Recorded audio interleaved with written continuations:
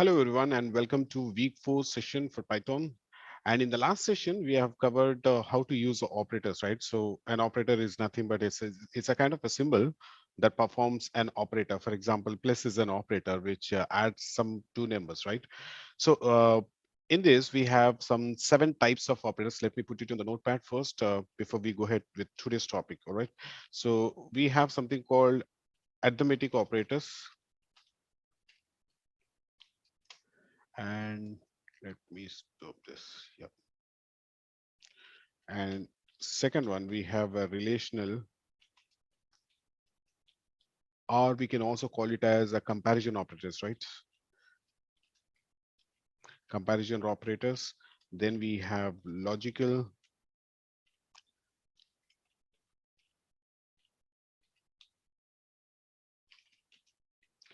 assignment operators,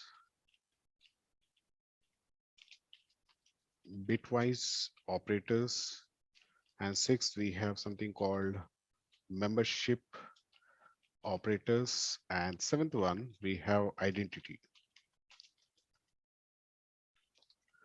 All right, there are totally 7 types of operators available, which makes your programming much better. Okay, whenever you want to add two numbers, we are using arithmetic operators, and whenever we want to something comparison, we are using relational or comparison operator. So in the last week, we have just covered only 3 in detail with the examples.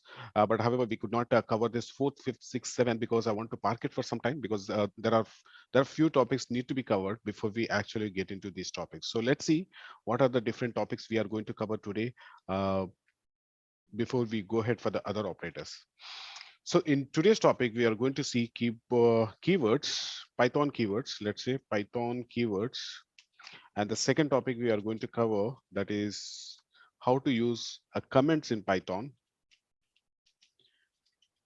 And we also see what is variables and a string operator, a string data type, you can see. We'll get into more into details, escape characters. Then we have string slicing. All right, there are almost 6 topics we are going to cover with all examples and a detailed explanation. And if you look at the very first one, and before we go ahead writing a program here, I'm using Notepad most of the time. What if you have some ideally where I can write my notes, some explanation, and as well as my program, how beautiful it would be, right? So you want to write the program, you want to write its story or its definition or its explanation at the same time. So we have something called Jupyter Notebook, which we haven't used. So let's start using Jupyter Notebook in this session, in today's session, because we've been using Python ideally, which comes by default with the Python software. So let's, for that, you can simply go for Jupyter, try searching here, okay? Or else you can just open Anaconda and you can also open. Okay, so I want to learn all these topics today. So instead of writing in a notepad, and you can beautifully design all this text information or notes in the same notebook. So most of the idealists are application. Okay, it runs on the browser. You can see like it's opening on the default browser which I have on my system. It's Chrome, so it's opening in the Chrome. So when you open for the first time, this is how it is going to look like. Okay, these are nothing but the folders which are currently I'm holding these folders on my desktop. Okay, and what are the things I need to understand here? Because we are not learning Jupyter here. We are learning how to write the code in the Jupyter. But having said that, like we should also know the basics of Jupyter so that you will be comfortable while writing or debugging your code or formatting certain things. As I mentioned, like we are also going to write some notes here. Okay, why we are writing notes? Because tomorrow when I want to make somebody understand why I've written this program, I want to give some information as well. Okay, so Jupyter, the word itself is saying like Jupyter notebook. Okay, it works like a notebook where you can write the notes as well as the code. So just imagine when you're writing something in the Word, we can write some text and make it bigger. We can make it bold. We can make it italic. We can write in a paragraph. We can write something like in a bullet style. Okay, so why we are doing that, like it's more of presentation style. So the same kind of style we can also bring in the Jupyter notebook. Okay, that is only for human understanding, not for the machine. All right, so let's begin. These are all the folders. So before I go ahead and write something, I need to have my own folder where I can store all my Python files. As I mentioned earlier, whenever you write something in the notepad and you want to save it, you'll be saving some file name, and the extension would be .txt, because of that's how we are going to be an extension. Okay, by default the extension of a notepad is txt. If you talk about a ppt PowerPoint, it will be a .ppt. Okay, pptx rather.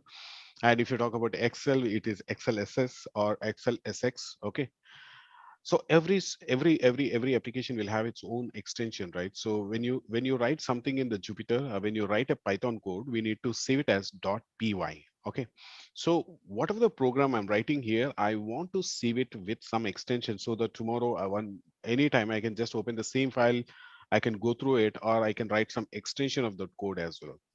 So here what we do is, as you can see, all these are folders. Okay, all these folders which I have currently on my system. And what you look for is, for this session, I'm just trying to go for a desktop. Okay, desktop is nothing but what you see on screen right now. Just what I want to do is, right now you don't see any folder, right? Currently, I don't have any folders on my system. So what I want to do is, I want to create my own folder, saying like week 4 or anything for that matter. So I'm clicking on desktop. Okay, you can create. There's no hard and fast rule. You can create the folder wherever you want. A C drive, D drive, F drive. I'm creating on desktop just one folder. Okay. Now I can see on the desktop nothing is there. Of course, nothing is there on my desktop. It's completely empty. Now what you can do is, you want to create a folder. Okay, so that you can put all your Python files, whatever the programs you're going to write, all these files you want to place it in a particular folder. Okay, for that, what you do is, just look around these options. What is available here? If you look at this right side, we have something called new. Okay, when you click on new, there are a lot of things which you can do. But right now, let's see how to create a folder. Okay, we are just trying to create a folder to begin the programming. Okay, so I just created a folder. Okay, we got by default as an untitled folder. Now, can I rename it? Is, of course, like we can rename, and you can put your own name there, so that you can easily identify the folder, right? So just click on it. And how do I rename this? There is an option here, rename. So what name you want to give? So let's say, being it's a week 4 session, let's say week 4 Python. That's it. Now, once you say rename, you will be seeing that the folder name is week 4 Python, right? In this folder, I want to save all this today's programming. I want to save. So let's go back and see what is the status of my desktop. Is it really created a folder there? Let's go and see. Okay, you can see that there is a week 4 folder is created, and nothing is there in this because I haven't started any file. I just created a folder. So this is how you are going to create a folder in Jupyter to start with. Okay. Now in this folder, I want to create my Python file, right? So you double click on that. If you don't double click on it, or if you don't open that folder, what happens is it will create outside. Okay, it will create outside a Python file. As I mentioned, .py would be your extension of your Python file. So double click on it. So what does it mean is, I want to get into the folder. I want to create my own Python file. All right. So this is the first screen, what I said, and out of which let me take one step back here. I want to see how the folder structure was. It was all folders what I had earlier. Okay, on my desktop. So I went into a desktop. I created a blank folder. Okay. I also renamed accounting to my requirement. Just said like week 4 Python. I double clicked on it, and I went to new. Okay.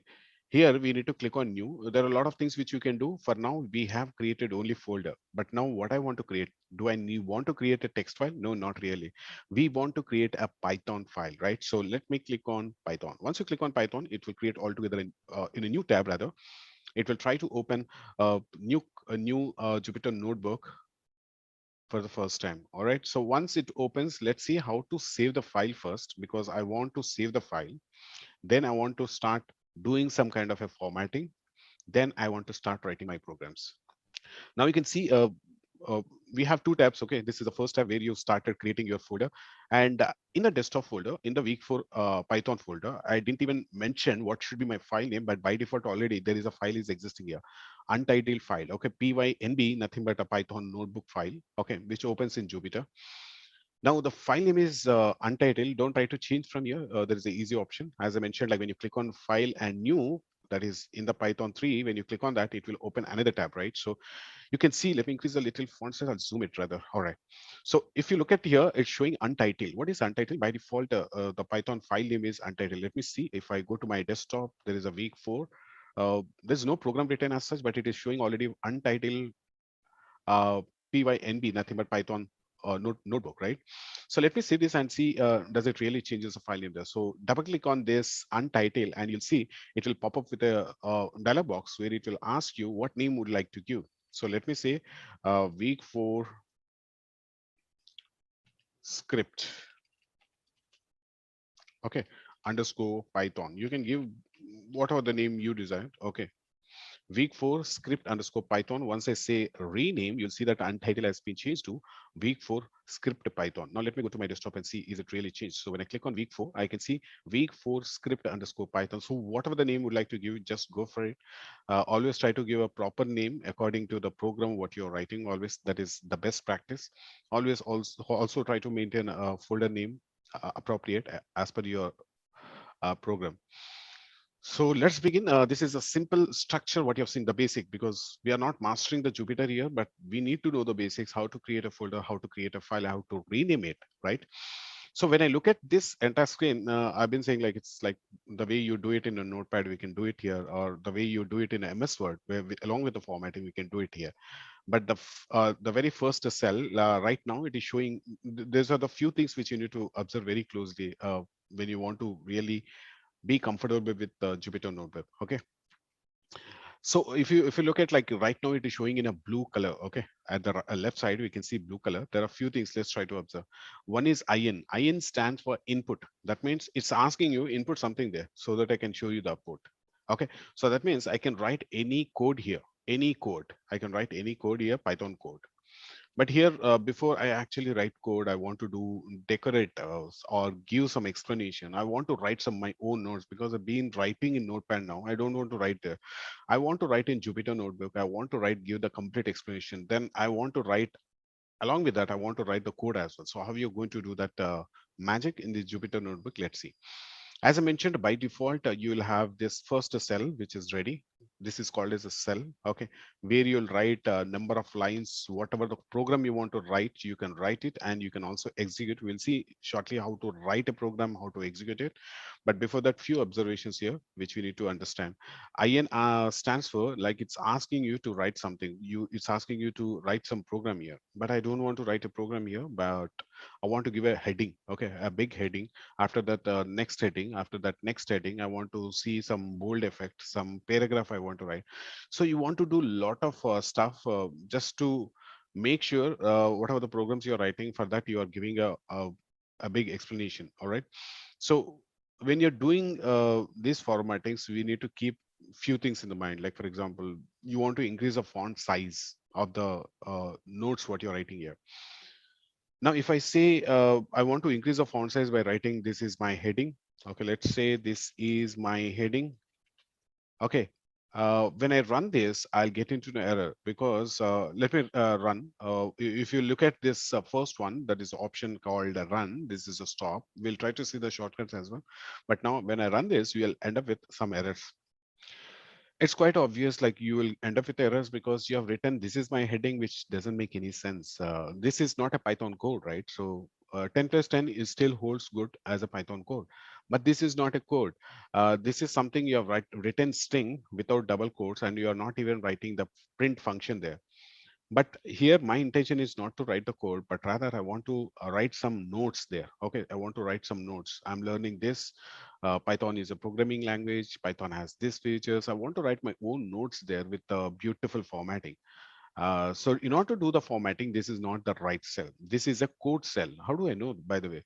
If you look at this, it will show IN, which nothing but it's asking you to write something there. So let me just remove it for now. So I got the error as you've seen, like it's expecting from you to write a code here, but I could not write the code. Rather, interested in writing some notes here. So whenever you see this kind of IN, we need to think that like it's asking you only code, not to write anything else. So by the way, how do I change this cell to accept some notes or information or the formatting which I want to do? What you can do is simply from code. Okay, we have a drop down box here. There are two things which you need to notice. One is code window. I mean, this is a code cell where I can write the code. Second one is markdown. When I click on markdown, see what the difference. Both are code cells only at this moment. But for the first cell, I'm doing something. When I clicked on markdown, Now you can see the first cell, second cell, there is a difference. What is the difference? Here I cannot write Python code. Here I can write the Python code. Why? In stands for input. It will accept the input. The one more indication for you is when you click on this cell, look at the top. There is something called markdown. When you click on this cell, it is telling you code. By the way, how many cells I can create? As many cells you want, you can create, because you may be writing some 100 lines of code you want to write. You want to create as many cells you can create. There's no limit in this, right? So it's completely working on your local machine. You can create as many cells possible, but let's try to see with experimenting with one cell. Here, if I say 10 plus 10, what will happen? Let's try to see. When I say enter, nothing is happening because it's just showing me what I've written. So that means this cell will not allow you to write any code. It will allow you to write your own notes. This cell is now capable of markdown. That means going to help you to write information only. But whereas if I write here 10 plus 10, this is different. You can see even the colors are changed. When I say here 10 plus 10 is 20. Yeah. So this is completely a Python code. 10 plus 10 is a Python code, right? Whereas here also I'm trying to do the same operation. Let me double click to edit. Okay. Maybe now it's not 10. I want to make it 20. This is how you're going to edit. When you want to run it, either you can run by clicking on run, and shortcut key is control enter. Once you say control enter, that means you are interested to run that cell. All right, so now you need to understand the difference between the markdown cell and the code cell. Now, how do I know? When I click on here, it is showing me code window. If I click on here, it is showing me a markdown cell. So let me remove this and enter. And here I don't want to write any code. I want to do some formattings. Okay. As I mentioned, when I'm trying to create anything in the Word, what I do is I put a very big heading, right? After that, a small heading. After that, I'll write some paragraphs. I will try to use bullets also. I'll also use some bold effect, some italic style. Why I do a lot of formattings for my text? I want to give a good presentation, right? So when you want to write some notes in the Jupyter notebook also, we can have all those facilities. So what we can do is, I want to write a big heading first. Okay. I want to write something like heading size. Okay, when I say control enter, it's just showing heading size. Whatever you type, it will show you the same as is. It's not a Python code at all. We are not writing a Python code here. We are writing my notes. Instead of writing in a notepad, I'm writing here. But what is the advantage here? We can increase the font size. We can put some formatting things here. So what you can do is, in order to format this, a simple option, you need to use hash symbol. Pick up that 3 number from your keyboard by using the shift 3. We can get this hash symbol, as we know. Just use the space and you'll see a very big size coming up. Now let me control enter, which is showing heading size, a big size. You can write anything. I'm just taking an example of heading size. Now, what if I want to make it lesser than this? So what you can do is just, I'm writing, just copying and pasting here. Instead of using one single hash, let's try to use two hashes. So what exactly you can see here, the size of the text is little decreased, right? So that's how we have almost 5 sizes we can see here. Let me go for the next available size. I'm just writing the text as heading size. You can write anything there. I'm using a 3 hashes now. Let me go for the fourth one. That is a 4 hashes. I'm using the fifth one. Let me see if I have the sixth one. Hash. Okay, this is 1, 2, 3, 4, 5. And here the sixth one. Okay, once I say enter, now you can see all these sizes, like the bigger, okay, next level, next level, next level, next level, but the last one and this one are showing more or less same. So that means we don't have the sixth size, only 5 sizes available. Okay, so the more if you start with only single, the size is very big, which you can see easily now.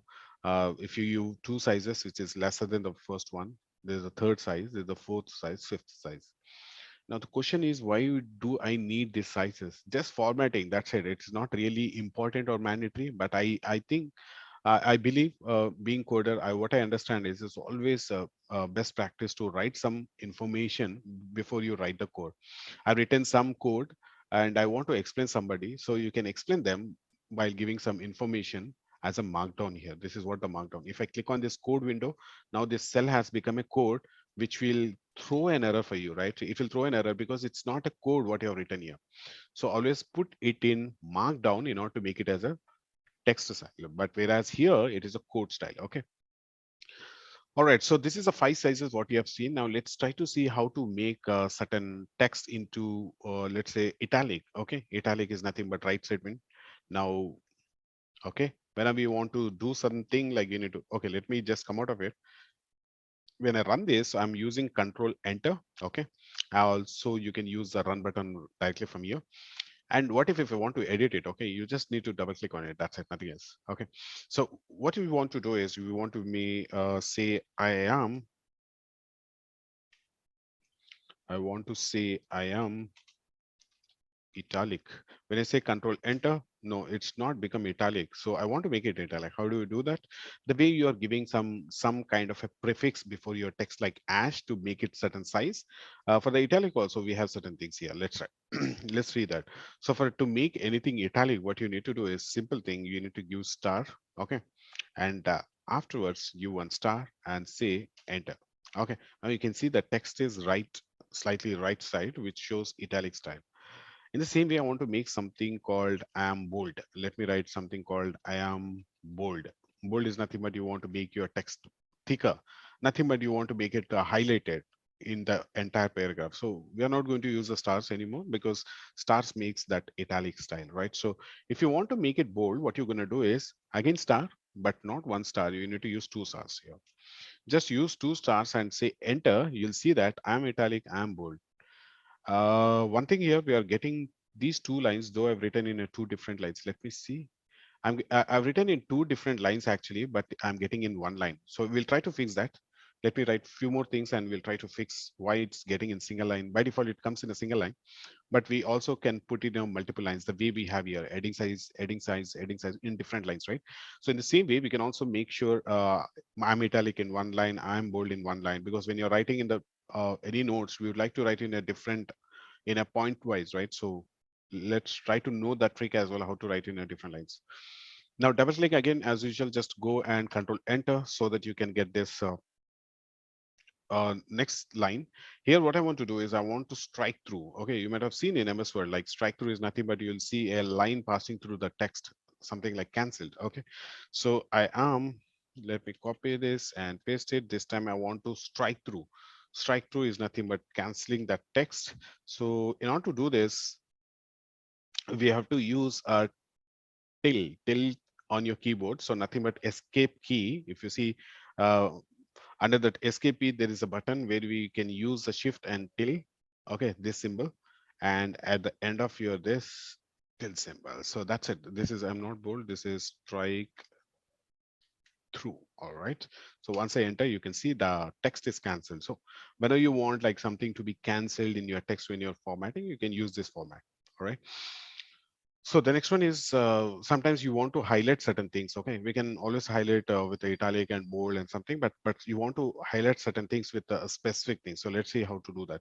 So here I want to see I am highlighted. You can write anything. I'm just giving an example here. Highlighted. So how you're going to make anything highlighted? We need to give something called apostrophe here. Let me remove this as well, and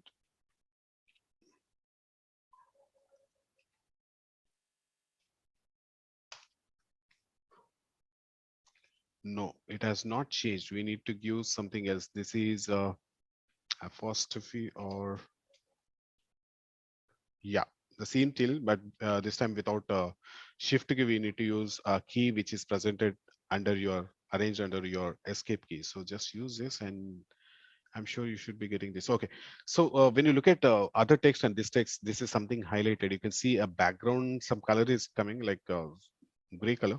It is, looks like it is highlighted, but still I'm not happy because entire thing is coming in a single line, right? So this I am italic, I am bold, I am highlighted, I am strike through, it's all coming in a single line. And sometimes you write a big stories like paragraphs. So when you want to write something like this is Python is programming language. Okay, I've written something. Okay, let me write it many times. And this is your paragraph. You're writing some story here. So when you say control enter, so this will also be linked up with the first line. So we want to make it separate and we want to format in other format. paragraph format. So when you want to do certain paragraph formatting, the simple way is just use the greater symbol on your keyboard. What will happen is the entire screen text will be converted to green color. That means it's a now paragraph. You can see that paragraph always you are trying to give some indent. What you call is indent, nothing but this is coming in this line, and you have some tab of space, one or two of spaces, and you are writing the complete story. Okay, so when you want to write some detailed information, this is how you can write. So we have seen heading size, I'm italic, I'm bold, I'm highlighted, I'm strike through. This is how we can give a paragraph. Okay, let me show you one more thing. That is, I'm getting in four. I'm supposed to get in four different lines, right? Like I want to show in a bulleted form. First one, second one, third one, fourth one. So what you can do is just use one star before your text and give space there. Use one star before your text, use one star before your text, use one star before your text. So you have several lines which you want to show in a different lines. Okay, you don't want to show in a single line. So what you can do is just put a star before the text, and you see, and you'll see all these are beautifully arranged in different lines. Not only that, you can also see there is a bullet icon which is coming up here. So I'm italic, I'm bold, I'm everything is in and this is a beautiful feature what I've seen, like a paragraph. Whenever you want to write a big story, you can just put it in a paragraph model, and these are the sizes. Is completely our choice. There's no hard and fast rule which size to be used. If you think this is a perfect size for me to write some notes, you write it, and paragraphs you want to write in this style, go for it. So it's completely the way you want to present the data. Okay, so I remind once again, because this is a question which is coming up. This is not a Python code what I'm writing. This is a kind of features what we have in Jupyter Notebook, how you can format your text. Coding, this is nothing but the text formatting. Okay, and slowly we'll move on to the next one, that is the programming side. Okay, now the thing is, as I'm just think that, like, if you start liking the Jupyter Notebook and you want to keep using it, so you should be familiar with the shortcuts as well. And why do we use the shortcuts? So that you can really speed up your programming, right? If I want to learn these shortcut keys and everything very quickly, what we can do is we have an option. Okay, if you want to learn very quickly all the shortcuts, there's no need to remember actually. Okay, just try to look at these shortcuts for once or twice, and third time you will get used to. So the easiest way is just go to the help, and if you see, there is something called keyboard shortcuts. Okay, once you click on keyboard shortcut, you'll see all those shortcuts which are you can use for this Jupyter Notebook. Okay, for example, I want to uh, change the cell from code window to markdown window. So we need to use simply Y letter. Once you say Y, the text, the cell will convert it from code window to markdown window cell. Next one, whenever you want to run anything, of course, we have a run button there. We can run straight away. But if you want to use uh, run a cell and you want to insert below, then we can use a Alt Enter. Or if you want to run the cell, I mean, running the cell is nothing but running your program, right? So when you say Control Enter, your program will start running. So these are the different shortcuts. What you can say is, if you want to be really master, you just take out some time and copy all these shortcuts, put it in a notepad, just go for a one-time reading, and you'll get used to just copy all this and put it in proper way, and go through each one how to insert a row, because we want to insert rows, you want to decrease the rows, you want to delete unnecessary cells, and you sometimes you want to insert a cell. Okay, these are all cells, right? So what you have seen on the Jupyter Notebook, this is a cell, one cell. Let me close this. Yeah, let me show you once again. Go to the help and keyboard shortcuts. That's it, quite easy. So this is one cell. So I cannot write everything in a one cell. Maybe I require 5 to 6 cells if I want to complete my program, maybe. So what you can do is, like, you can keep on inserting. So here you can see here, there is an option called insert cell.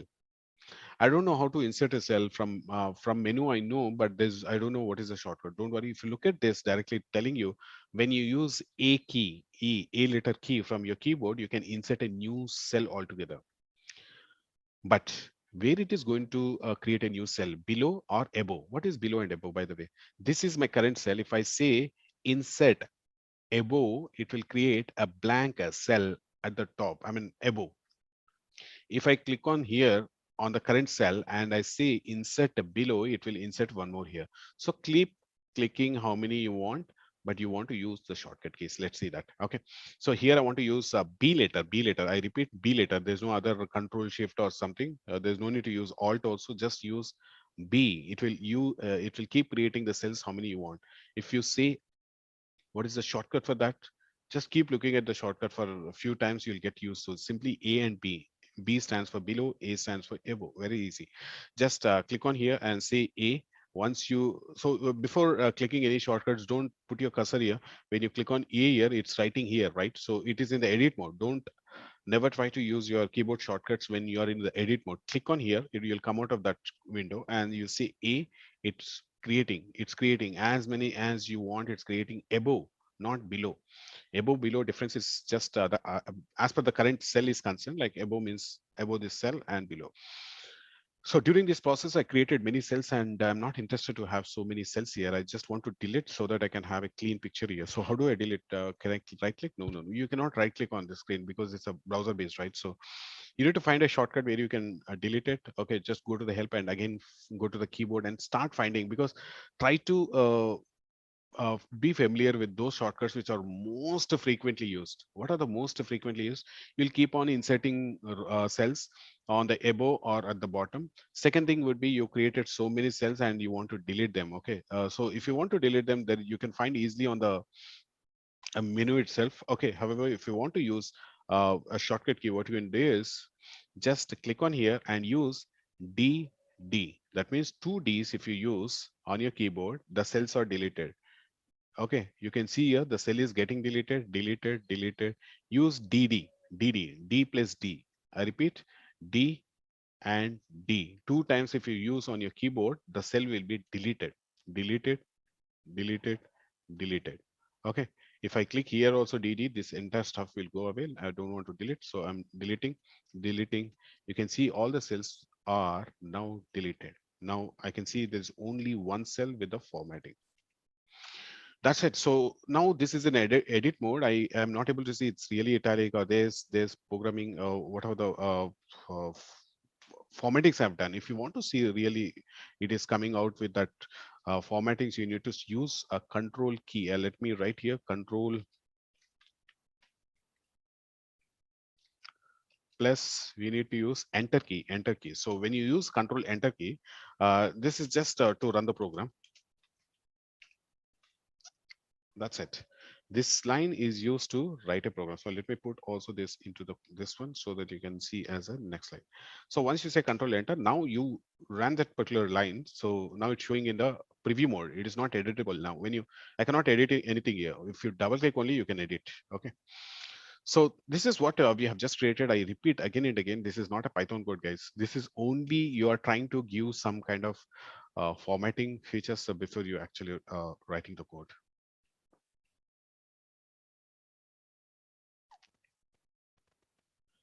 All right, so now what I want to do is I want to insert a new row. So you can either go for this insert option from the menu, or you can just use the shortcut key, which we learned just now.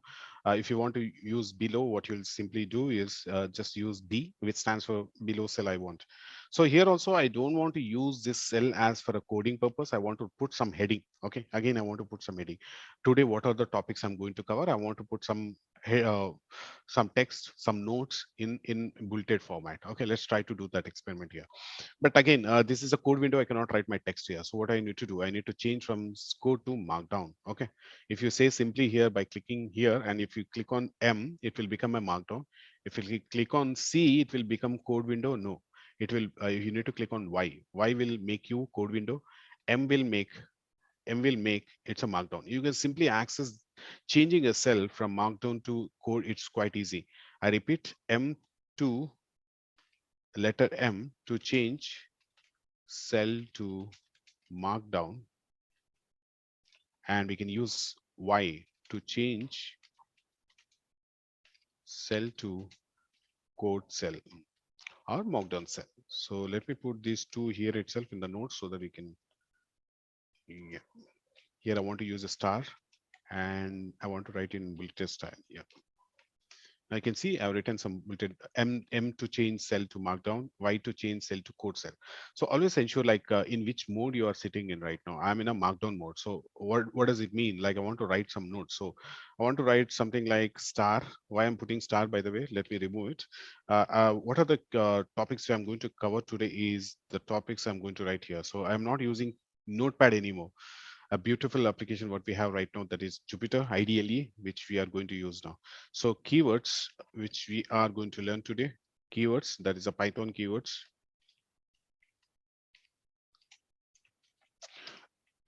And the next one, we are going to see Python comments, and we also see what are the variables and the strings.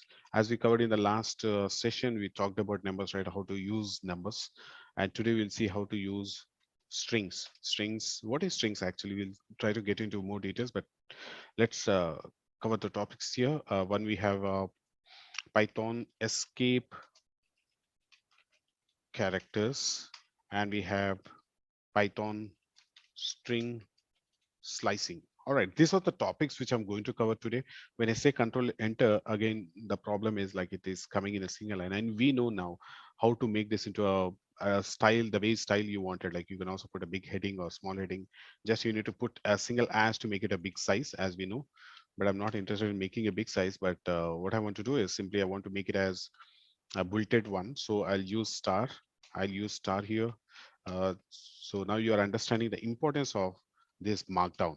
You're writing your known notes, you're writing the explanation of code, whatever it may be. So once you say control letter, you can see these are the topics which I'm going to cover. You can also make some more notification here. Week 4. Let me write as week 4 topics to be covered. So this I want to make it as a main heading because that's the main heading for this topics. Now let's see how it looks like. Yes, perfect.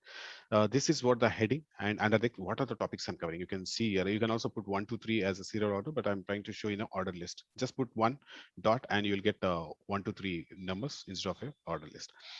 So these are the topics which you are going to cover, and under each topic, I'll write my own notes where we will try to understand each topic. And I keep saying like every topic is important. Of course, in we are learning a programming language, right? So every topic plays a very important role, whatever the program you're going to write. Okay, now it looks very good actually. Week 4 topics to be covered, and these are the topics we are going to cover. So let's try to introduce one more cell, that is by just clicking below or above. That is, now I've selected current cell. Now I want to create below. So simply click on B later on your keyboard. It will create one more. But I'm not interested in writing code again. I want to make it a markdown. How can I make it? Just don't put here and click on M. Rather, what you do is click on here and say M. This will become a markdown. You can see at the top. If I click on Y, try to check it out here at the drop down box. It will change to a code window. But I don't want code window. I want a markdown window. That's it.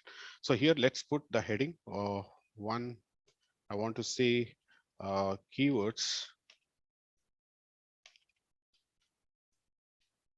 which are can also be called as reserved words. All right.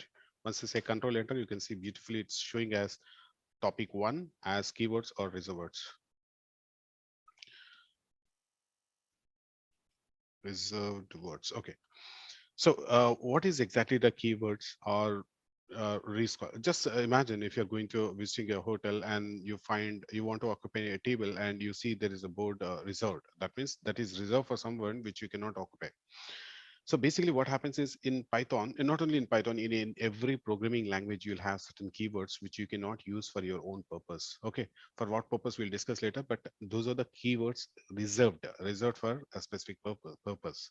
So Python have, let me write it here, Python have, now I can write the entire notes here itself, right? So that's the advantage of this Jupyter notebook instead of writing in a notepad or MS Word. Python have some reserved words which is also called as keywords or anything vice versa. Okay, they are special. Actually, they are the special words acts as programming instructions which has predefined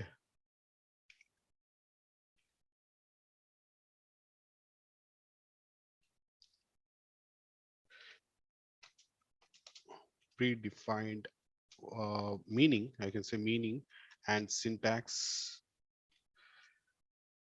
in the language. So what you understood, Python have some reservoirs or keywords vice versa. They are special. They are the special words acts as a programming instructions which are predefined meaning and syntax in the language. So that means these are the keywords which I cannot use. By the way, how many keywords we have that we need to know. So before actually writing for Python, how many keywords? Let's try to go back one step back and understand in C language how many keywords are there. Even if you don't see what are those, but how many? Okay, let's see the count here. I want to put it in the form of bullet again so that I can list down. Okay, in C programming language,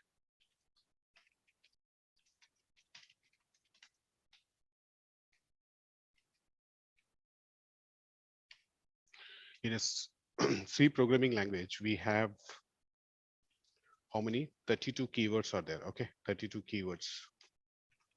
The same way, if you look at C++, okay, C++, we have 12,000 plus programming language. I'm just trying to name few here. In a C++ programming, we have almost 95. I think it's the highest one. And in the Java, very popular language, Java. In Java programming language, we have 52. Yeah. And in Python, let's talk about a Python now. So Python programming language, we have 33 keywords. 33 keywords. If the version is, let me put it here. If the version, okay, we have a different versions, right?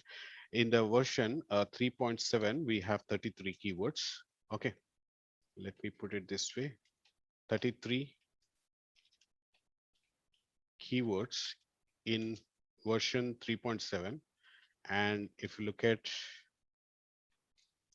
3.8 version, when it comes to a 3 point version, which we are using currently, okay, we have 35, that is 35 in the keywords in the 3.8 version. So now you can see, let's try to quick recap. In C programming language, we have 32 keywords. C++ we have 95. In Java programming language, we have 52. In Python programming language, 33.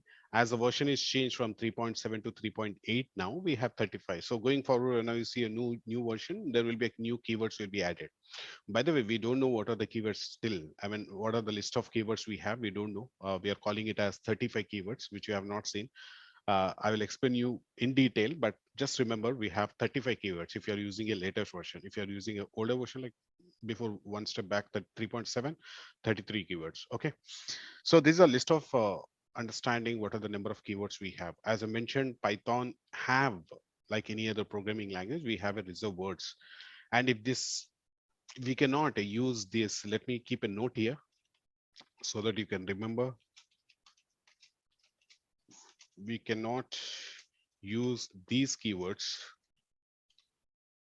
for naming variables, classes,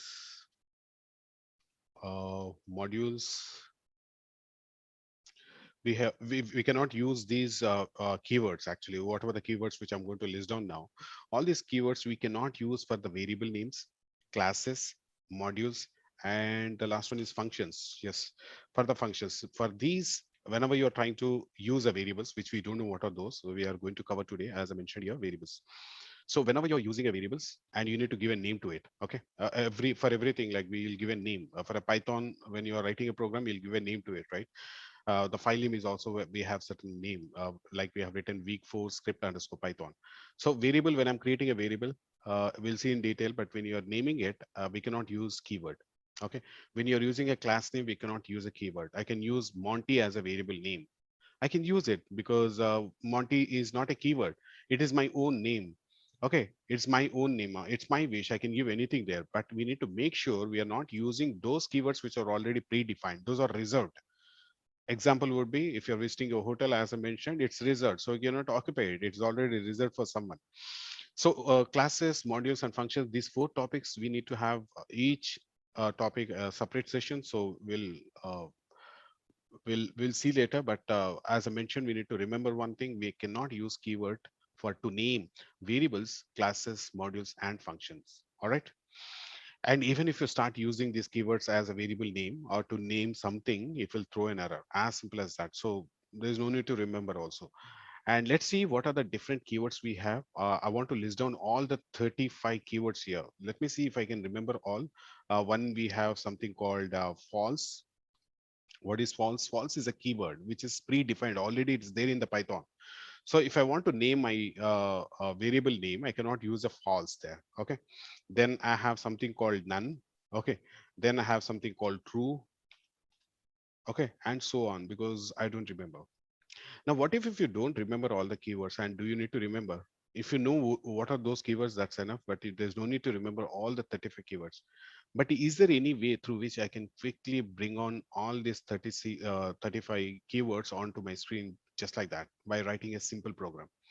So let's try to see that how you can bring all these keywords which I'm writing here, which I don't want to write, 35 keywords I don't want to write, or 33 keywords I don't want to write of Python. So what I want to do is I want to write a simple program which just try to understand, because it has certain kind of additional information which I'm not taught you. I'm going to write. Just have it, look at it how I'm writing the program. So I want to say control enter because my job is done. I want to write some notes. I've written it's over. Now I want to write a code. Okay, if I want to write a code, I can say again insert cell, but I know the shortcut now. I need to use simply B, letter B to insert a new cell. Now let's begin here. Now what I'll do is, now what I'll do is, I want to list down all those keywords which are existing in Python. And please do remember, when you're writing code and you run that, it will show the output at the bottom. So if I want to import, okay, import, I'm using a word called import. So when I want to import all those keywords which are available in Python, you can use the keyword called import here. Okay, as I keep telling, Python is a case sensitive, so I cannot write the way I want. I need to follow certain golden rules. The way it is defined in the Python, I need to write. Okay, import keyword. Now what is a keyword again here? Keyword is a library. Okay, it's a library which is having all these keywords. So I'm trying to import from this particular keyword, which is a library name, from which I want to list down all the keywords which are existing in the Python. So for that, I need to say this. And whenever you want to print something, what you have been using, that is the print command, right? So you don't try to use in uppercase. Okay, it's not showing in some color, right? So when those are the keywords, you'll be finding in some color. Okay, now the way you have seen, the import is showing in a green color, right? So even if I put the first letter as uppercase and try to write, still it's not happy. So what you need to do is write in a lowercase. Okay, no write in uppercase, write in a lower. Now you can see it's in a green color. So once you want to print, always you know that within open and closing parentheses, you'll write some stuff here, right? So here I don't want to write or print anything. I'm not giving anything in the string that is in double quotes. What I want to do is I want to use that library which I've written at the top. Okay, import a keyword. It's a library. From that library, I want to import what? Okay, that is KWLIST. Now, what does it mean? KWLIST stands for keyword list. Please get me all the list of keywords which you have in the Python, because I don't remember all. I just want to write these 2 lines of code. I want to get all the keyword list. Once I say control enter, you'll see all those keywords which are existing in Python. You can see all the keywords. If you count, you'll see all these are 35 keywords. And it starts from false, none, true, and as. What are these all words actually? These are predefined already in the Python. So whenever I'm naming variable, I repeat, you cannot use any one of this name when you're using classes, when you're using modules, when you're using a functions. Okay, these 4 things what I mentioned, we don't know anything about it, so don't worry about it. Just remember, all these keywords we are not supposed to name for some certain things like variable, classes, modules, and functions. And 2 things we need to notice here. If you look at right from the beginning, from false to that last word, that is keyword, that is a yield. If you closely observe, there is one thing. The very first three, all the reserved words in Python contain only alphabets. If you observe very closely, there is no special characters here. There is no numeric number. Okay, there is nothing a numeric here. There's nothing uh, a special characters which are being used in the keywords. All these are text format only, nothing. If you see this one, a class, okay, continue, def, anything is in a text. There's nothing numbers or special characters. But second thing which you need to closely observe, that is, there are 3 keywords which are different from others. Okay, all these are lowercase only. If I look at closely, all these keywords are in lowercase, but the first three which I'm referring to, false, none, and true, are also characters. Okay, there's nothing wrong actually. It's also a character, alphabets, what I mean. But if you see, the first letter is uppercase. Okay, the first letter F is uppercase, N is uppercase, T is uppercase. So this is how the keyword is already predefined. So if you write lowercase false, it will not make any sense. You need to use F as a uppercase and write ALSE in lowercase. That's how it is already defined, right? So two things to be observed from the keywords. Everything is alphabets in the keywords. And second thing observation, the first three words are a proper case. It is either not a lowercase or uppercase, it's a proper case. What do we mean by a proper case, which we already discussed in the previous session? Proper case is nothing but the first letter will be uppercase and the rest of the letters are in lowercase. Okay, first three words only and rest of all the character keywords are in lowercase only. So this is about talking about the keywords. As I mentioned, keywords are nothing but which is Python has some reserved words or keywords which I mentioned here. They are the special words acts as a programming instructions. Okay, true is a programming instruction. None is a programming instruction. False is a programming instructions. These are all predefined only. It is not invented by me. When I just print, I am able to see all these keywords. So likewise, in other programming languages also, we do have keywords. So Python is also programming language, right? So when you start comparing with other programming language, you'll see that there are keywords in 32, 95, 52, and in Python there is a variation. In 3.7 we have 33 only, and two additionally added, being it's a new version like 3.8. Okay, so these are the complete list of keywords which I imported because I don't remember all these keywords and I don't want to remember. So what you can do is simply write two lines of code to just extract them. And you just, if you want to memorize it and keep in mind. So we are not supposed to use for naming convention. We are not supposed to use. We'll talk about this later because import keyword, I just imported a library. As I mentioned, Python has a very rich libraries. Like if I want to uh, use this Python for web designing, I need to learn Django. Okay, that's a framework. I need to import a lot of, like, if I want to do some mathematical calculation, I need to import maths as a library. So we have certain libraries here. We'll discuss later. We have some more time to discuss about this topic, but for now, I just use two lines of code, to display this text.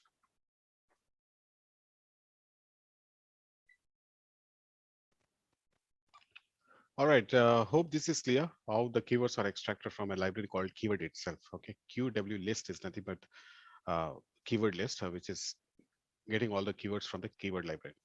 So as you can see now, after writing few things, you might have understood what is this formatting mean and what is this code window mean. Here in the code window, I'm just able to write only code. Whereas in this markdown cell, I can write whatever the notes I want. It's not just what I've written here. You can write any notes.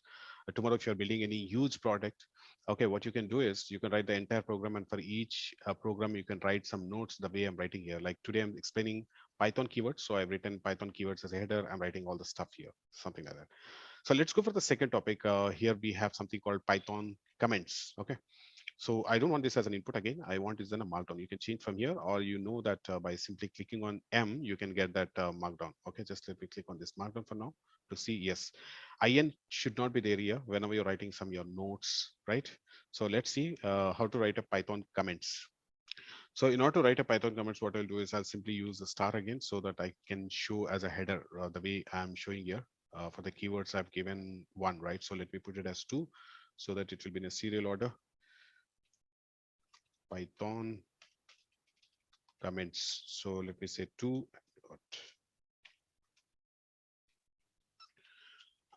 All right, so this is a second topic. In this topic, what you're going to talk about is comments. Okay, before we actually start writing comments, I want to understand what is a comments. Okay, comments are the lines of a text in your code that Python ignores. Okay, this is something interesting actually. Whatever you write, it will ignore as a comment. What does it mean? Let me put in notes so that you can, let me put the start here so that you can make it as a ordered list. So comments are lines of text in your code, whatever the code you are going to write, that Python will ignore. Quite interesting. Python will ignore. Okay, that's the first statement. And if you comments are for the human, not for machine. Okay. Now slowly you're understanding what does the comments mean. I'll try to give more details, but just try to take a look at the points what I'm writing, bullet points. So comments are for the human only. For a person like you and me, we can read and understand, but not for the machine. Machine can never understand what you're writing here. Okay. For example, a comment can explain. a section of code so another programmer can understand it. All right, quite interesting. Again, a comment can help you figure out your code, what you can say, figure out your code when you come back or a year later. That's it. All right, so what are comments here? The by looking at the four lines, you can almost you understood what is the comments mean. Comments are always, think about like this: I've written a big program, and after a month I want to visit my own code. Maybe I will hardly understand what I've written. So what if you write some notes regarding that? You have written some information, each line of code. Okay, each line of code. Here you have written import keyword. What is import keyword? I want to write some special notes here, my own notes I want to write.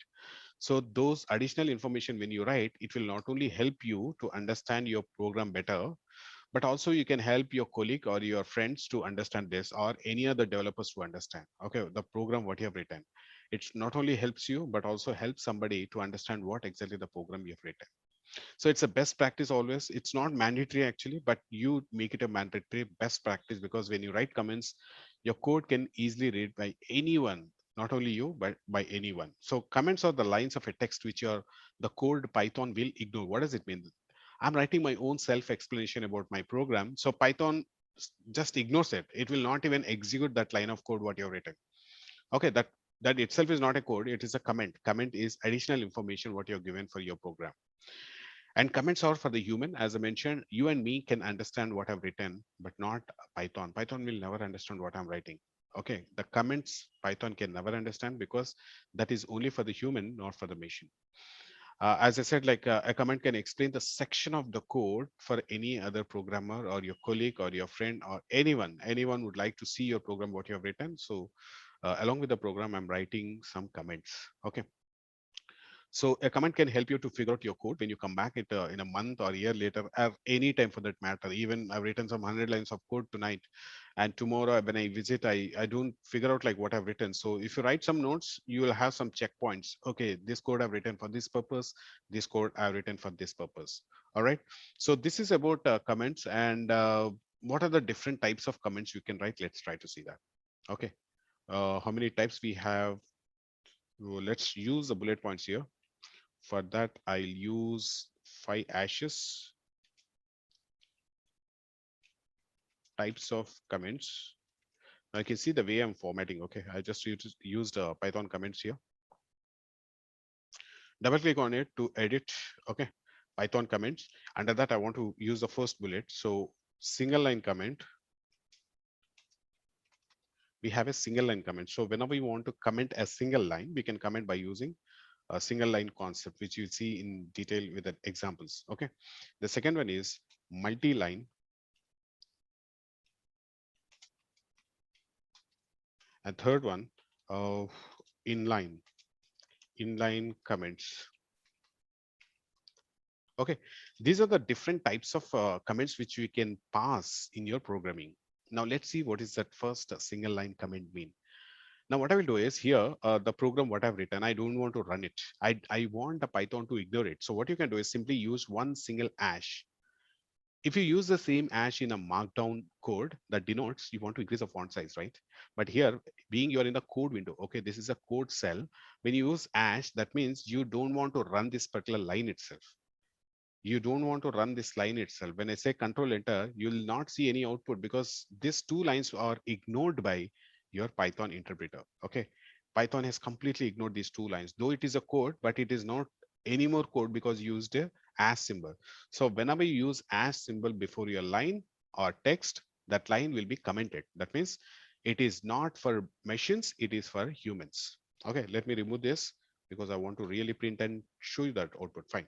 Now let me go for the next cell to show you the actually comment. So this is my single line comments. When I say control enter, obviously you're going to end up with error. Why?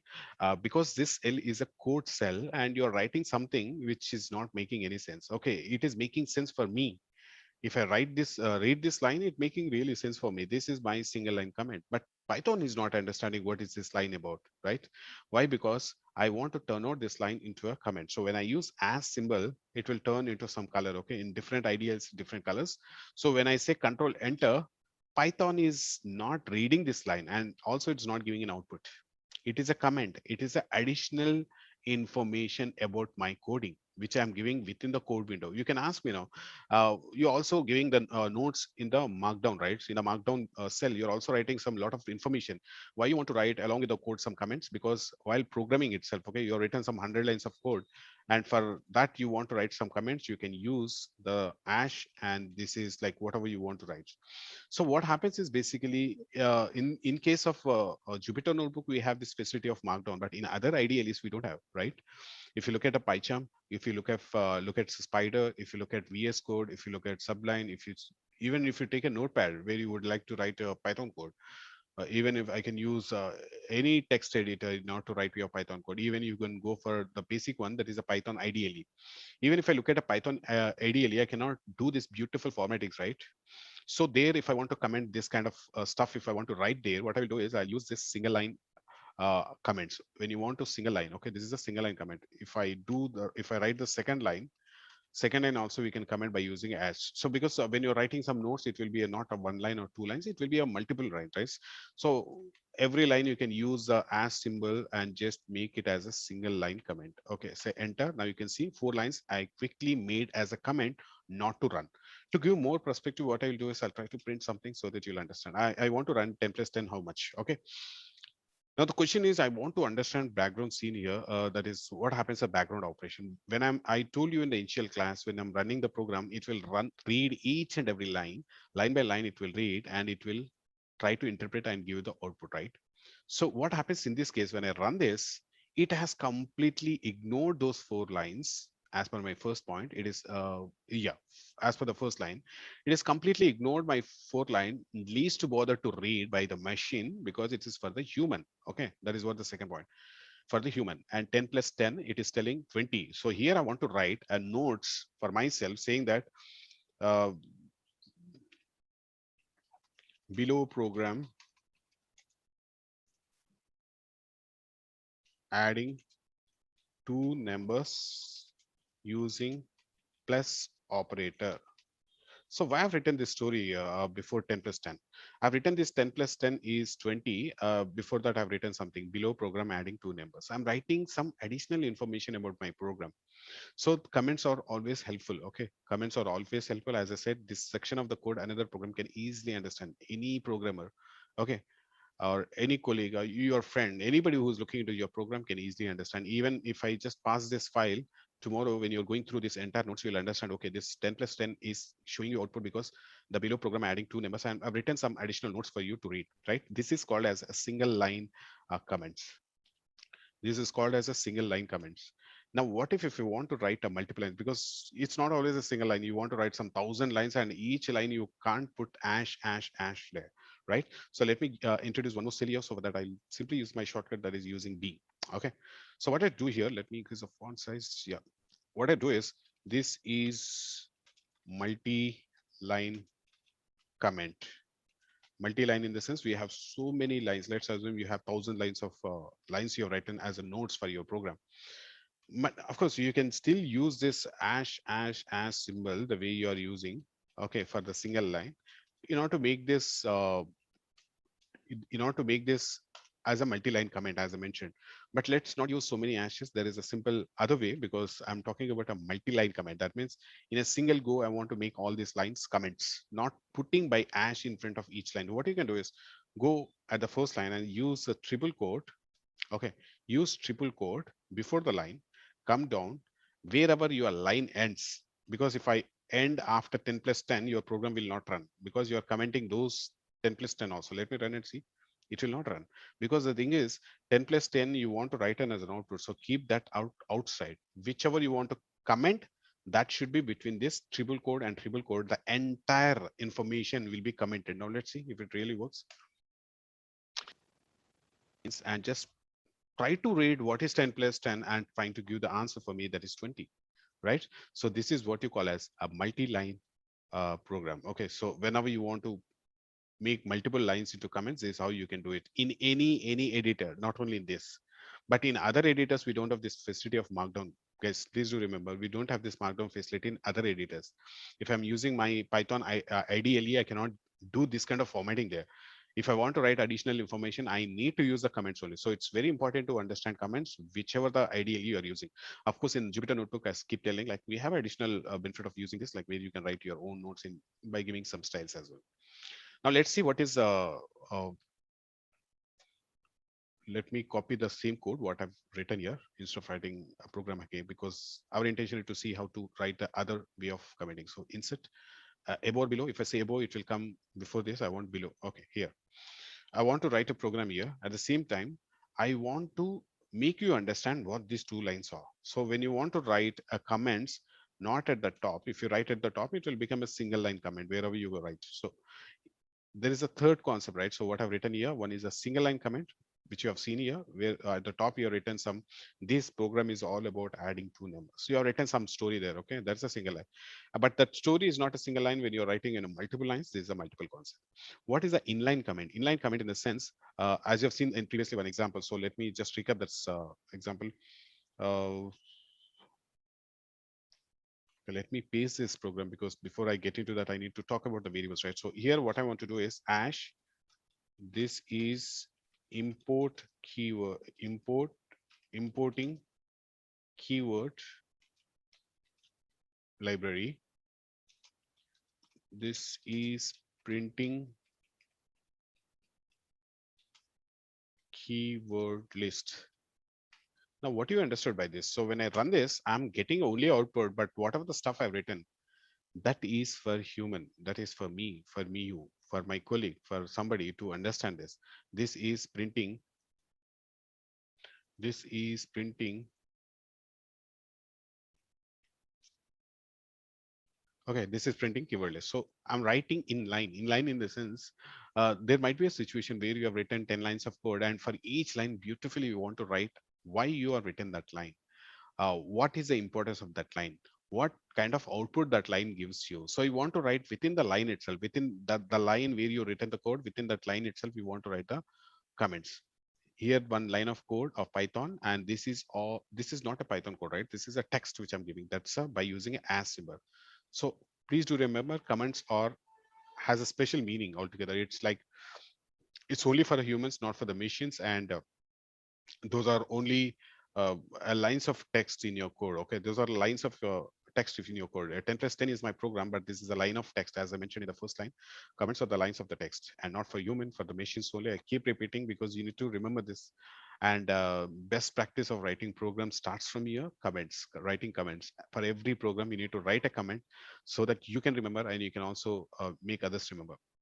And one more thing, it's quite some time I'm not saving my file. Generally, if you go for a notepad or something on notebook, notepad, or you MS Word, when you try to write something, you'll keep saving it, right? Control S or file save. But I don't want to save this one, because if you see, it is auto save. That means every line when you're writing in Jupyter Notebook, it will be auto save. There's no need to save anymore.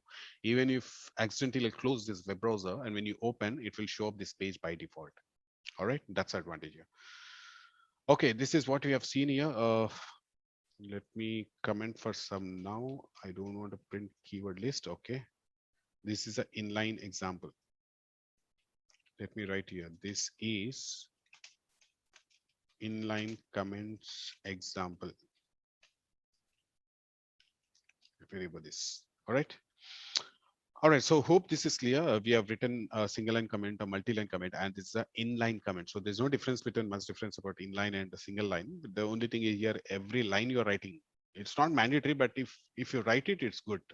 It's all about making somebody understand and yourself.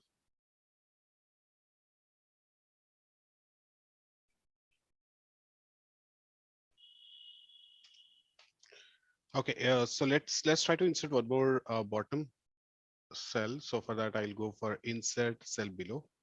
We need more, so let me use, click on B, B, B, B, and this one I want to use for the markdown. Markdown, as you know, so I'm simply use M key to make it as a markdown. So here what I want to write is the topic, right? The way I've written here Python comments, I want to write it as a variable topic, the one which you are looking at right now. So 3.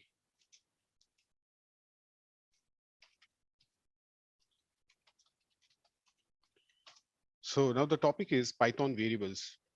So variable is such a topic like it's a heart of any programming language, I can say, without which you cannot expect writing any program. The simplest program we can write without using variables is 10 plus 10, 10 plus 20, something like that, which is a simple program. But if you want to achieve the next level of programming in any programming language, if you want to write anything, you need to use variables. Okay. So let's start, take step by step here process in order to understand this variable concept, which is a huge topic actually. But in every example, I'll be keep using this variable where you will feel very comfortable. Okay. So let's try to understand what is a variable here. Okay, a variable is a temporary location where you are going to store your data. Okay, a value, for example.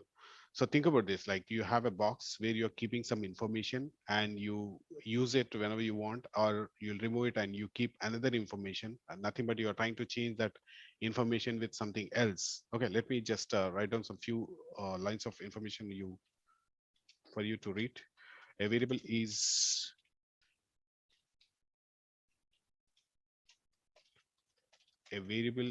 a named location used to store data in the memory.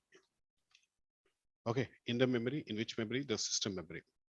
And it is helpful to think of variable as a container. Okay, just think about like a container or a simply empty box that holds, okay, that holds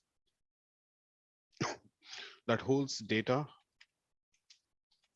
that can be changed later in the program. Okay, the later in the program you can, so yeah, later in the program you can change it. So something that we have an empty box or a container where you are putting something, and whenever you want it you are consuming it, and later you are just trying to put something else if you want for the later in the program. Okay, whenever you want to make it use of it, we can use it in the throughout the program.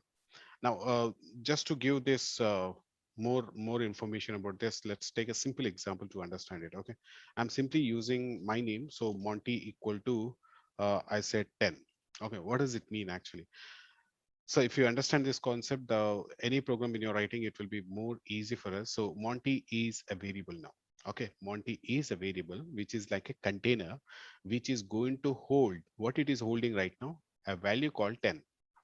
And in between that, if you see, I used something called equal to symbol. Okay, in Python, actually in Python, if you use single to equal to operator, if you're using, what does it mean is you are assigning something to something. Okay, this 10 you're assigning to a variable name called Monty. Monty is a variable name that is user defined. I have defined it, I invented this. So you can name it anything like A, B, C, D, anything you can use as a variable. And we'll see what are the rules to be followed to give a name, a perfect name for the variable. Okay, what not to use and what we can use. Let's see. But as an example, Monty equal to 10. So Monty is a variable which is holding a value called 10. That 10 can be changed anytime, right? So that can be changed anytime. So here we have created a variable called a Monty, and we have assigned a value called 10 into that variable. So then now the 10 is sitting in a variable called Monty. Equal to, how you are going to use assignment operator here, that is equal to is an assignment offer.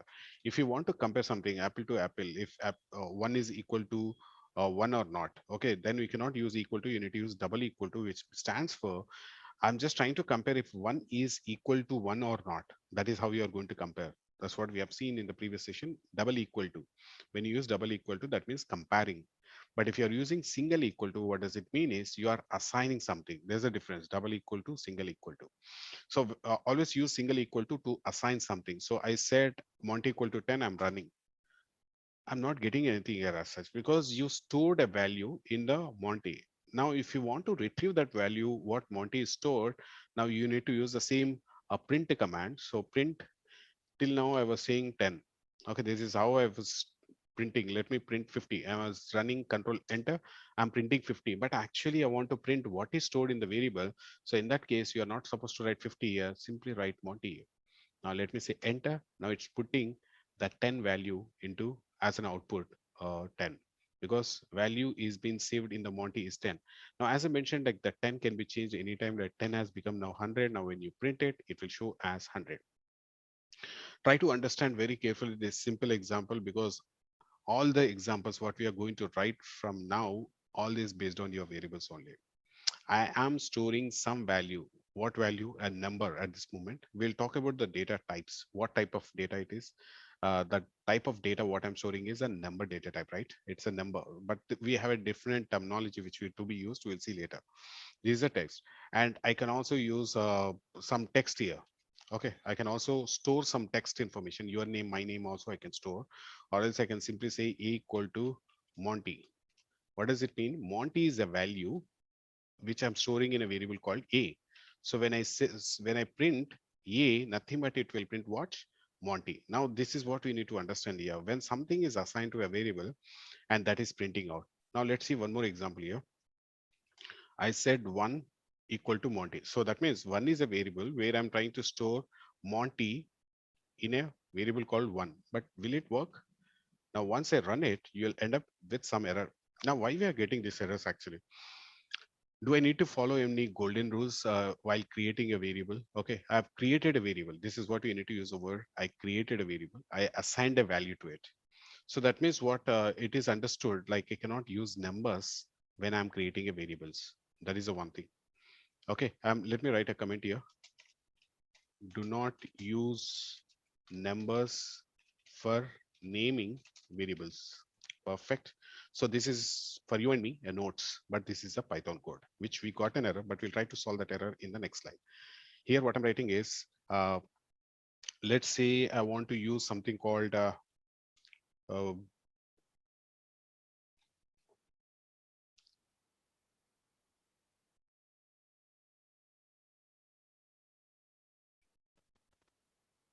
okay, let's try to come out of this error, how to come out of the error. So that means I understood we are not supposed to use numbers. So can I use something called, let's say true. True is a variable name which I've given just like that. So I am saying Monty Python. Okay. True is a variable which I created myself. Let me run this. Before running, what you need, we need to use something called print true and say enter. Again, I got an error here. Cannot assign to true. What does it mean? It's not allowing me either to use numbers, either to use these kind of words like true. The reason is we have learned in the very first topic, keywords cannot be used for naming variable names, right?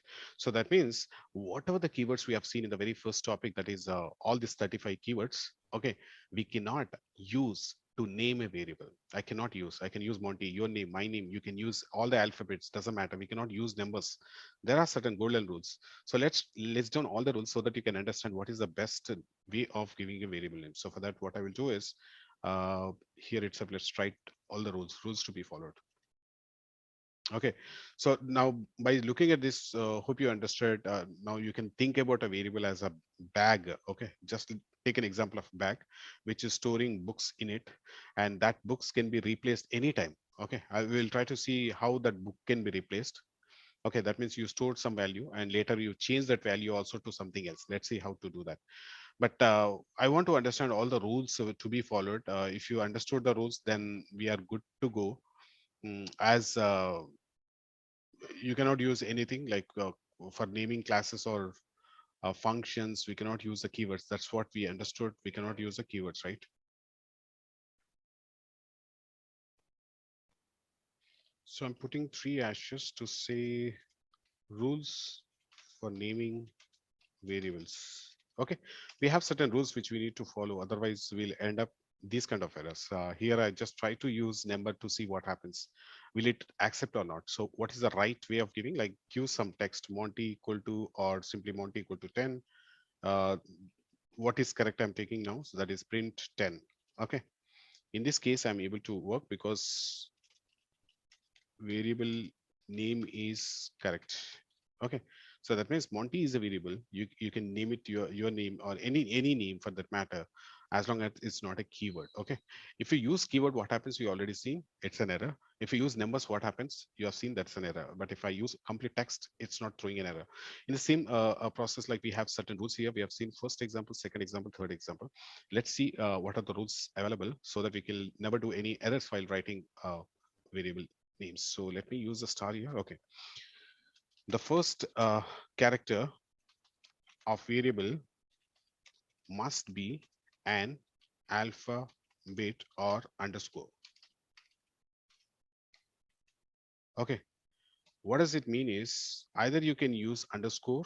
Okay, this is underscore. Either you can use underscore or the first letter should be always a letter.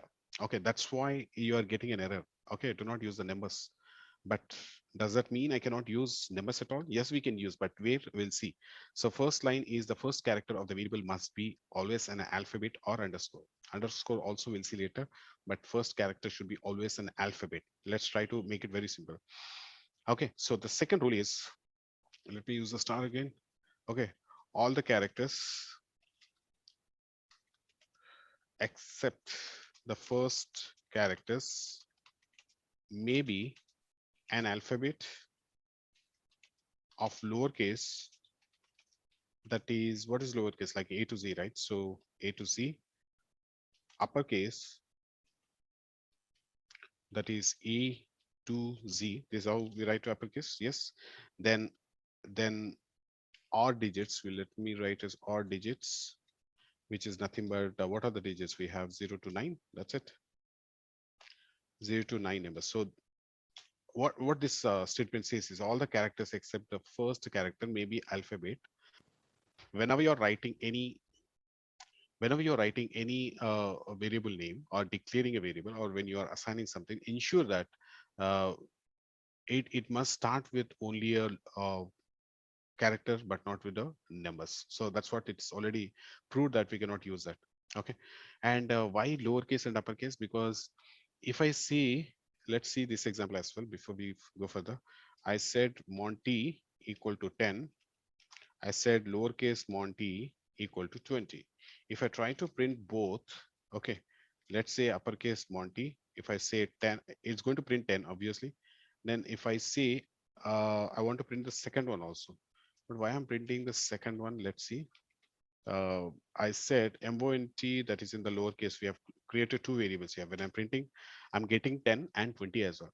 Now the question is, Monty and Monty, I've written twice, but why it is treating as a two different variables? As I mentioned, Python is a case sensitive.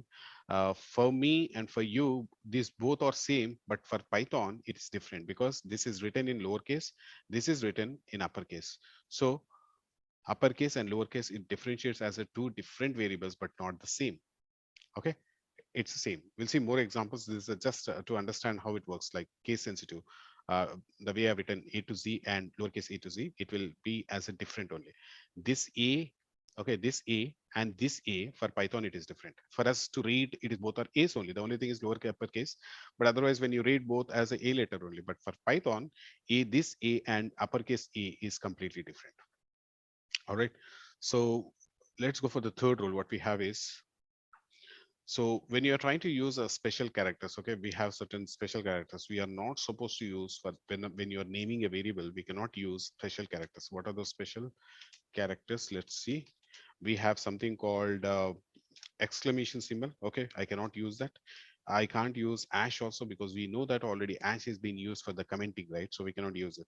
We cannot use even a percentage, and we have something called what you call exponent. Okay, exponent is letter number 6 on your keyboard.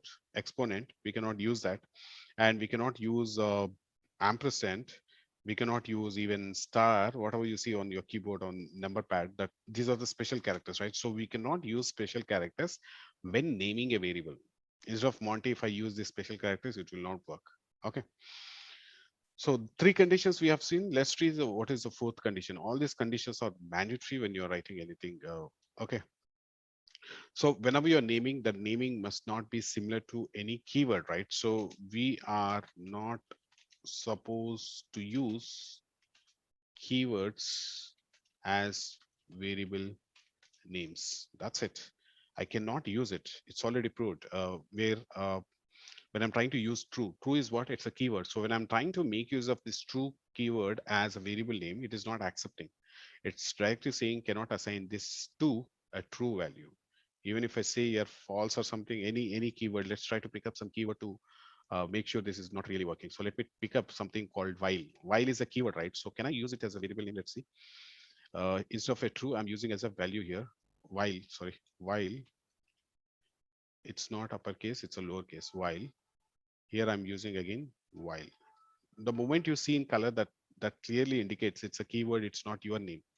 It's not user defined. When I run it again, I end up with error because you cannot use that as a keywords cannot be used as a naming the variables. That's it.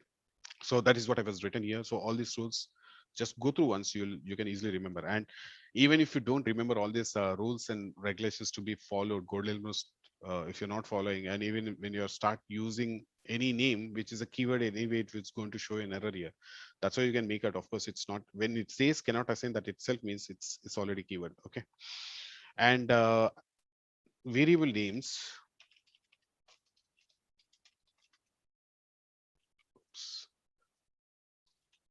variable names are case sensitive, right? Case sensitive. For example, if I write Monty is not, let me write this way. Monty is not same as Monty in Python. Excellent. So that means if I write Monty in uppercase and if I write Monty in a lowercase, it is not same for Python. It is different. It is different. In a programming language called VBA, if you're writing uppercase, lowercase, doesn't matter. It doesn't mind. But in case of Python, it matters. Now, what is the other rule? So these are the basic rules what we need to remember. And we can also use something like, let me put one more rule here. Example, let's see what are the valid names actually. This is additional cell, so I can simply use DD to remove it. I want to have one more cell, insert below, or simply use BBBB. You can use. Now let's try to see the valid names, valid variable names which we can give. If I say Monty equal to 10, which is a valid one. Okay. If I say Monty equal to 10, which is, let me put some text here so that you can make out easily. A, this is B. Okay. A is a value. A is a value. A is my name, which I'm assigning to a variable called Monty. Okay. Now, can I use this way? Let's see, Monty equal to C. So this is also valid. Okay. Let me print till here and see. Print, because I want to see what is there in the Monty. Okay. Uh, what is holding by Monty? So Monty is this, and Monty. So that means three variables I declared, and I assigned a value called ABC. I want to run it. You see that ABC is displayed, right? So in the same way, I want to go for some more examples here. The different styles of naming convention we can see here. I said lowercase Monty equal to D. So what does it mean? I'm trying to change different styles. The name is same actually. The name is same, but still it behaves as a different variable name because you are giving in a different style. So let's try to print it out. Then only you'll understand. This is ABCD. So it's not taking it as wrong, though the name is correct, but the style you are giving is different. O is caps, N is caps, T is caps, Y is caps, M is lowercase. So it's different from the Monty what I've written previously. But if you write this Monty, which you have already used, which is an uppercase, if you write again, and if you write something called E later, now what happens? Because the same kind of variable we are using, but you are using a different value. First time in a variable called Monty, you stored a variable called a value called A. In the second time, in the same variable, you are storing another value called E. This is what you mean. You can shift or you can change the value which you stored previously in your variable. The way I'm saying, you have a bag in which you put one book and later you removed it and you put another book. That means you're changing the book in the same bag. Bag is same. It's an empty container which you're putting one book, and that book can be changed. That is what we are trying to do. Now the question is how the Python is going to treat this variable. This variable is same, case is same, but values are different. Which one will print first? A will be printed or E will be printed? Okay, let's see that. As we know already, Python will read line by line, and it will start printing. So let's try to print it. When I say enter, what it is printing, it is first trying to understand, okay, what is Monty is a value, then it's went to this, it went to this, it went to this. When it came here, it was remembering Monty means A, but by the time it reached here, it is understood Monty is nothing but E. So it started printing E rather than this A. So A is missing now because these both variables are same. So always remember, variables can never be a same. We should not give same, but you can use the same when you want to shift the values from A to B or A to C or anything for that matter. Tomorrow you are storing some numbers, you are given 10, and later you are changing that number to 10 to like 50 or 60, whatever. Like you are shifting that. So let's try to see one more example, that is M. I said underscore M underscore N underscore T underscore Y. Will it work? That's a question. F is a value which I'm storing in a variable called Monty. Now, when I print it, I should be printing F. If not, it is not a valid one. So when I run this, F is also getting printed. That means all these are a valid names for your Python. Okay, so all valid ones. So let me use this style, monty underscore equal to G. I'm just putting ABCD, that's it. You can put anything there. So Monty underscore, so that means I'm trying to use underscore. Will it work or not? Yes, G is also getting printed. Let's see other way, because we have seen underscore data written here. We are not supposed to use the keywords. Variable is sensitive, lowercase alphabets or underscore. I just removed, I think, or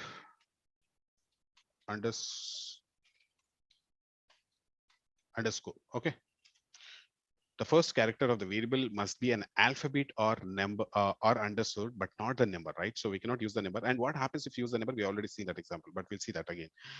G. So I am using underscore here, and still it's working. If I use underscore underscore, will it work? Let's see. G H. So I'm printing H letter here for this variable called Monty. So you are just tries looking at this, how many styles of names we am trying to give and whether it's working or not. That is what I'm trying to check. Let me remove this E part so that we can see in serial order. This is D, this is E, this is F, and this is G. When I run this, I'm getting A, B, C, D, E, F, G. So that means so far, whatever the names I've given, uppercase, lowercase, proper case, this is a different case I can see, and the first letter is lower and rest of the letters are uppercase. And this is a different style altogether. For every letter, you are giving an underscore in between, but still it is not taking uh, as wrong type because it is a valid name. You can use underscores, right? So we can use underscores. And let's see one more. We use this one. So let's say uh, Monty Mbo 786 Y. What does this mean? So that means I'm not supposed to use numbers at all, but I'm using, but will it work? Let's see. Okay. H is also printing now. So what does it mean? I just said like you're not supposed to use numbers. That is what I used here. I'm got an error. So the condition here is the first letter character of the variable must be alphabet or underscore, but not the number. Let me put that statement also, underscore, but not not the number. That means you cannot use the first character as a number to create your variable. So let's see that example also. I'll put it here simply. I'll say 123 Monty equal to, I said something, and I want to print this one now. So 21 Monty, if I write and run it, it will simply throw an error because there's an invalid syntax. I cannot use numbers. It's not about two numbers, three numbers, 100 numbers. So you are not supposed to start the variable with a number itself. So still I'm getting an error. But can I use this number somewhere after the first character? Yes. Okay, enter, it's working. Sorry, you have fused the numbers here. Uh, empty, this one should come here, right? So you what is the variable? You need to print that one. So this is a number. So let me use at the last. Okay. So the way I'm using at the start, I'm just shifting to next. Print whatever the variable you have taken. That's what the error we are getting here.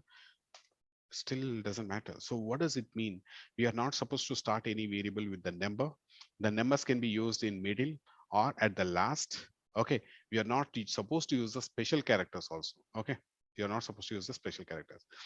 So these are the different rules what we have. Let me just quickly recap what are the Python variables. Okay, Python variables are a variable is a named location used to store data in the memory, in the system memory. Okay, it is like helpful to think of a variable as a container that holds a data that can be changed later in the program. I best example would be a bag, which is you just put some book into that, and later you just used it for your reading purpose. Later you just shifted from one book to another book. That's nothing but swapping that information from one variable to another, value to other. Okay, so we have to specify the variable name, then only we can assign it. But what is the important thing we need to understand here is the values which you are assigning is called as a data type. Okay, every information what you're storing in a variable is called as a data type. We'll try to have a detailed discussion in the next upcoming session. What is a data type mean? For now, let's try to keep it very simple. Whatever the text I'm putting in a variable, that is a string, that is called as a string or a text. Okay, in technically we will call it as a string. And if you're putting some number, okay, this is a number, for us it's a number, but for machine or programming language it's treated as an integer. Okay, it's an integer. We'll discuss more in detail about the data type. For now, it's on it's only talking about a variables, how to use them, because the combination, when you understand the whole picture, that is using variables and the data types, that will be more interesting.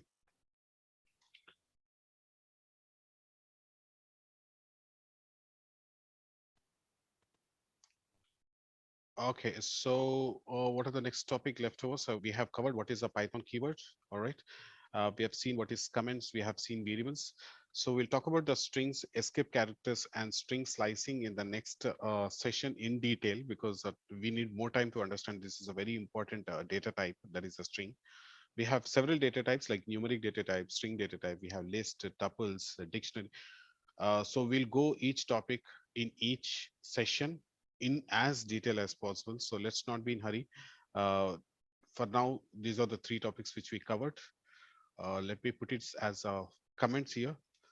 This is example 001. It will be useful for you to understand. Uh, this is example 1. This is example 2.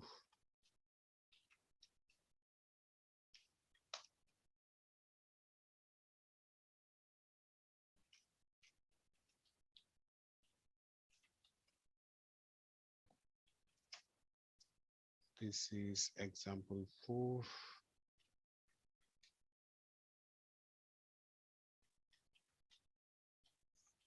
5.